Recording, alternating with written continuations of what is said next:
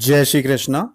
गरुड़ जी के पूछने पर जो वृतांत स्वर्ग में बैठे हुए सुख पूर्वक बैठे हुए विष्णु भगवान ने गरुड़ जी से कहा था, वही ज्ञान मैं आज आपको कहता हूं, सुनिए। गरुड़ जी ने पूछा, भगवान आपने भक्ति के अनेक मार्गों को तथा भक्तों की उत्तम गतियों को मुझे सुनाया है। अब इस समय में आपकी भक्ति से विमुख प्राणियों का गमन दुर्गम यम मार्ग कैसे होता है सुनना चाहता हूं कि यम मार्ग में किन कठिनाइयों को सामना करना पड़ता है, वो श्रवण करना चाहता हूं। हे भगवान, आप नाम लेना सरल है और जिह्वा अपने वश में है, फिर भी आपकी भक्ति से विमुक्त होकर जो नराधम नरक में जाते हैं उनको धिक्कार है। हे नाथ, पापियों की जो दुर्गति होती है और जिस प्रकार वे नरकगामी होते हैं तथा उसके दुख को सहते हैं, उससे विस्तार से कहिए। तो गरुड़ पुराण का यह पहला अध्याय है। श्री भगवान विष्णु ने कहा, हे पक्षीराज गरुड़, मैं भयंकर यम मार्ग का वर्णन करता हूं जिसमें होकर पापी लोग यमलोक को जाते हैं।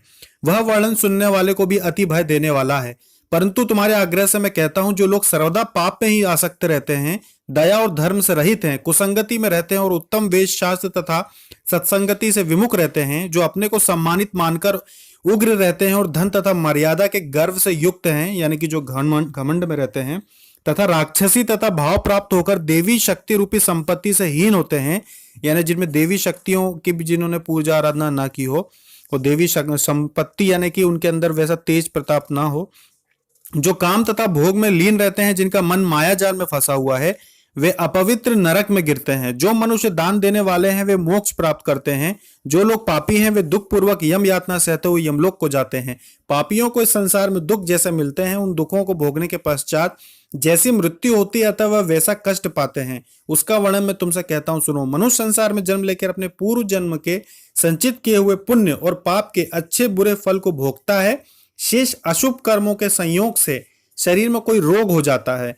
रोग और विपत्ति से युक्त वह प्राणी जीवन की आशा से उत्कंठित रहता है, यानी कि जीना चाहता है। युवावस्था का वेदनाहीन यह प्राणी स्त्री पुरुषों से सेवित होने पर भी फिर बलवान पूर्वक सर्प के समान काल एकाएक उसके सिर पे आ पहुंचता है, यानी कि जब उसकी दुर्गति होना हो तब काल उसे ले जाता है। वृद्धावस्था के कारण रूपहीन होकर, यानी कि बदसूरत हो जाते हैं बुढ़ापे में, घर में मृतक के समान रहता है। गृह स्वामी द्वारा अपमान युक्त दिए हुए आहार को श्वान के समान भोजन करता है।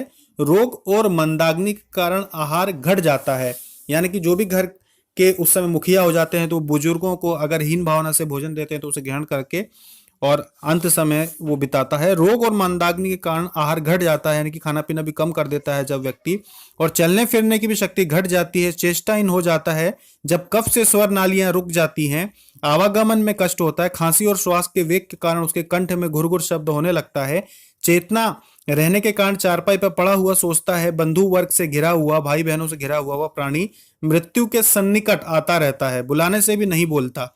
इस प्रकार अब भी कुटुंब के पालन पोषण में जिसकी आत्मा लगी रहती है, उस परिवार के प्रेम की वेदना से रोता हुआ वह प्राणी परिवार के बीच में मर जाता है।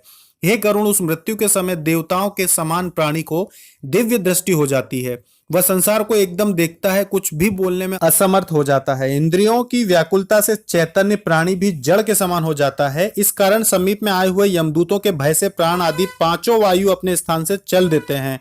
उसे मरते समय पापी को एक क्षण भी कल्प के समान बीतता हुआ महसूस होता है। 100 बिच्छुओं के काटने से जो पीड़ा होती है, वैसी ही व्यथा श्वासों के निकलते समय होती है।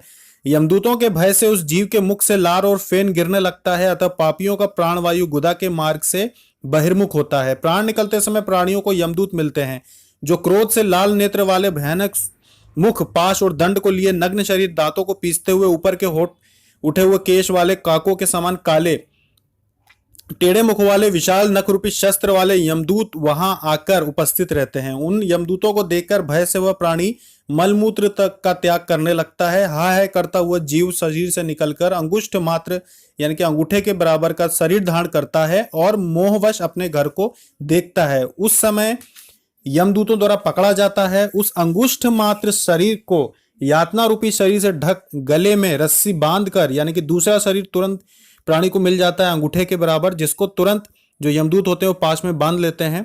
जैसे अपराधी पुरुष को राजा के सिपाही पकड़ कर ले जाते हैं, वैसे ये यमदूत इस प्रकार उस जीव को ले जाते हुए यम मार्ग में धमकी देते हुए तथा नरकों के भयानक दुखों का वर्णन बारंबार करते जाते हैं। वे दूत कहते हैं कि अरे दुष्टात्मा, तू शीघ्र चल, तुझे यमलोक को जाना है और कुंभीपाक आदि नरकों का उपभोग करना है, अतः तू देर न कर। यमदूतों की ऐसी वाणी को सुनता हुआ तथा अपने बंधु वर्गों के विलाप को श्रवण करता हुआ वह जीव हाय हाय करता है। यमदूत उसे प्रताड़ना देते रहते हैं। उन यमदूतों के धमकाने से उसका हृदय विदीर्ण हो जाता है। भय से कांपता और अपने पापों का स्मरण करता हुआ यम मार्ग में कुत्तों से कटाया जाता है। जब मार्ग में क्षुधा और प्यास यानी कि भूख प्यास से पीड़ित होता है, सूर्य के तेज और पवन की प्रबलता से तप्त बालू में चलना पड़ता है। छाया और विश्राम रहित मार्ग में यानी ना कोई पेड़ पौधा रहेगा, ना कोई छाया रहेगी, असमर्थ हो जाता है। तब उस जीव को कोड़ों से मारते हुए यमदूत घसीटते हैं। ऐसे कठिन मार्ग में चलने के कारण थक कर गिरता है, मूर्छा खाता है तथा फिर उठता है। इस प्रकार वह जीव अंधकार में यमलोक में पहुंचाया जाता है।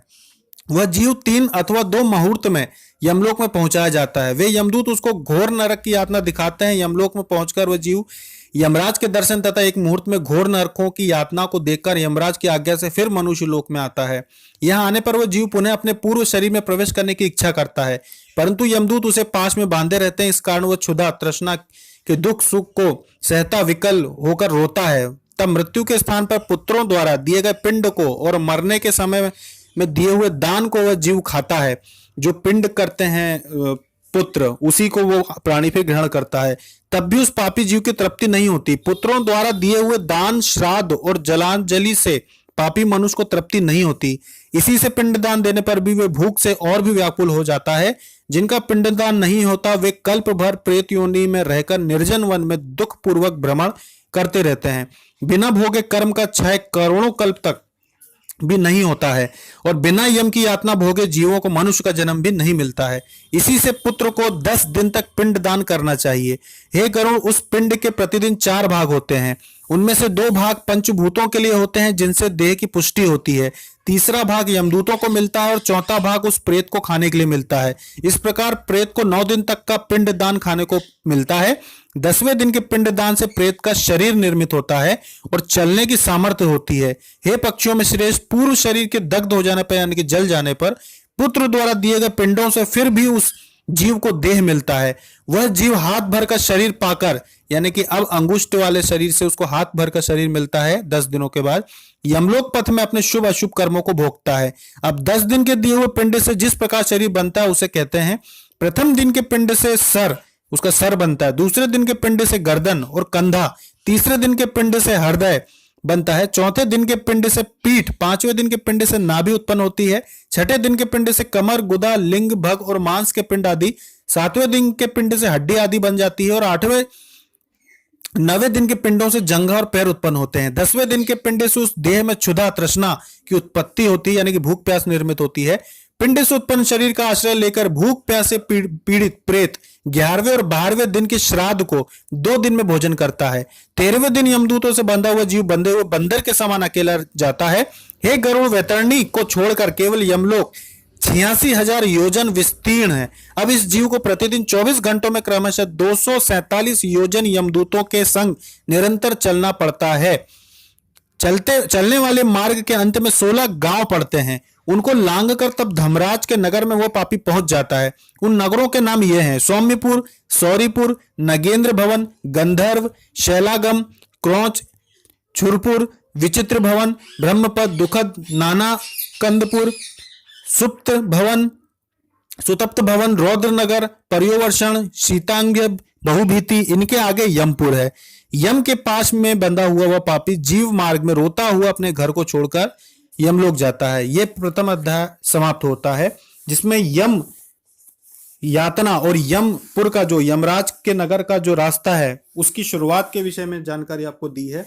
इसी तरह से पूरी गरुड़ पुराण के अलग अलग अध्यायों में जानकारी देंगे। इनको सुनने मात्र से भी जो भगवान विष्णु होते हैं वो प्रसन्न होते हैं, स्वयं यमराज प्रसन्न होते हैं और जो मनुष्य होता है उसके जो बुद्धि होती है, ज्ञान होता है, इस लोक को समझने का वो बढ़ता है और पारलौकिक लोगों को भी समझने का ज्ञान बढ़ता है और उसको इसे पुण्य माना जाता है। अगर आप गरुड़ पुराण का ये वीडियो सुन रहे हैं, अगर पूरे वीडियो आप सुनते हैं तो इसे भी पुण्य में माना जाएगा, जिससे कि आपकी जो जीवात्मा होती है उसका तपोबल बढ़ेगा, साथ में वो शुद्ध होगी।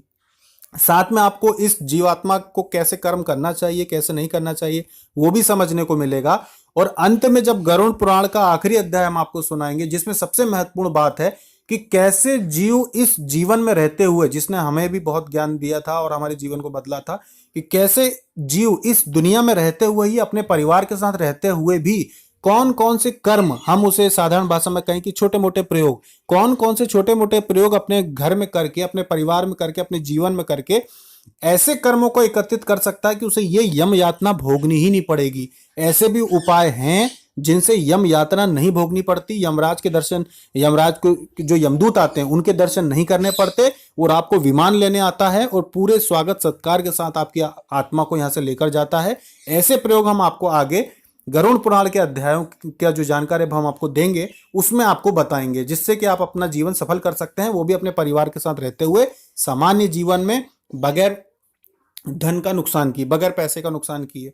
जय श्री कृष्णा।